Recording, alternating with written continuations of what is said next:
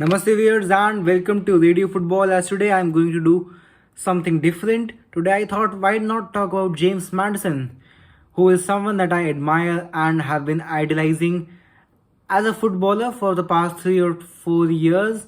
And today I'm here in front of you to explain why I think he's criminally underrated. So when you think of James Maddison, you must think that he's just another English talented player who has been massively overhyped or overpriced or overrated by typical English pundits. But today I'm going to try and explain to you that he's much more than that. So first off, let me explain who is James Maddison. So James Maddison is 25-year-old English midfielder. He's a number 10 when you talk about roles, and he plays for Leicester City. So when you think about that number 10 role, it's a really interesting role, and I myself really admire that role. It's my favorite role on the football pitch, to be honest with you. And when I think of modern day number 10s, I can't think of anyone. Ozil, of course, comes to mind, but he's, of course, not at his prime. Thomas Muller is another name. But James Maddison, in my opinion, is the perfect number 10. He epitomizes what is today known as the number 10 role. So let's talk about some of his stats. So last season, I think the most criticism that James Maddison has received over the years from English pundits such as Jamie Carragher or be it Gary Neville has been that he is not consistent enough. I think we all know that James Maddison has a 5 to 10 game spell in his each season where he is absolutely brilliant, but then he goes back to being banger average. That was what the problem he faced in the past. But his last season showed that he was actually quite productive in terms of goals and assists. So Maddison was signed by Leicester City in 18-19. He had a brilliant first season. His first season, he actually had the most chances created, I think 100 chances created or something like that, but most chances created in the Premier League, which is of course a brilliant start. Second season, he was okay. Stats dipped a bit. Next season, 2021, again, he had a 5-match run, 7-match run where he was absolutely brilliant. And last season, I think, might actually be his best ever season in the Premier League. So today, we are going to talk about James Maddison. So James Maddison, first of all, basic stats, I think, in the Premier League, he has 12 goals and 8 assists, which for a midfielder is a brilliant start. He can play on the left wing as well, by the way. So 12 goals and 8 assists. 12 goals is the second most for any midfielder, of course, after Kevin De Bruyne, who scored 15, which is very important stat. And in all competitions, he has 18 goals and 12 assists. So combined 30 goal contributions, which is, I mean, quite impressive if you talk about how Leicester have been playing. You know, they have not been at their best. They have been nowhere near the best.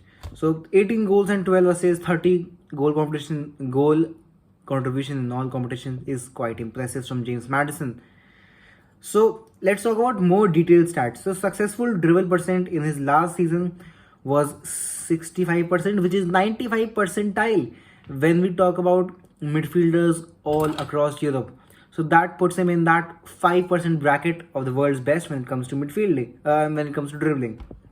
Then we talk about his goal creating actions, that is 0.79 per game. That is 96 percentile. That is again, he is the top 4% in the world when it comes to, direct impact. His goal creating action again shows how important he is to that Leicester City team.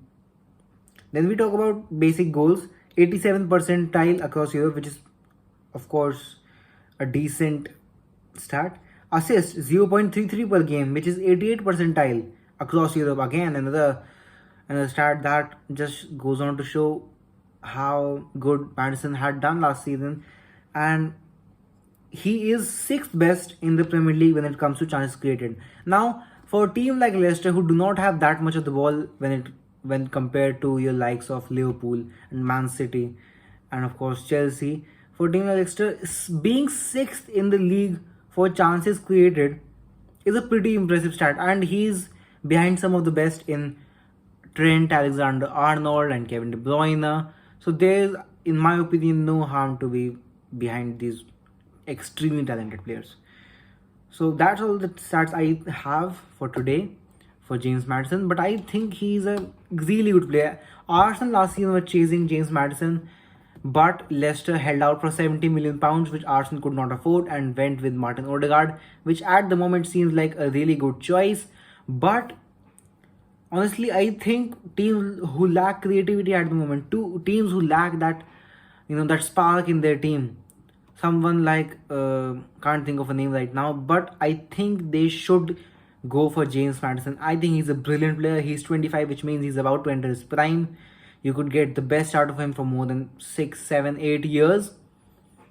So I think someone needs to snap up James Maddison at the earliest. But he's not being linked to many teams at the moment. Although he did really well against the big teams in the last season, if I'm not wrong. When Man City beat Leicester 6-3, he scored and assisted one.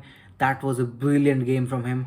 He scored a worldie against Chelsea from outside the box, curling in the bottom corner. 1-1 draw against Chelsea. And if I remember any other games, can't quite remember the other games. So that's all I have today. So like my video, I'm these days doing a bit different from the other videos I usually make. So please support them and show your support through likes, and please subscribe and comment down below for your thoughts on James Maddison. That's all for today, guys.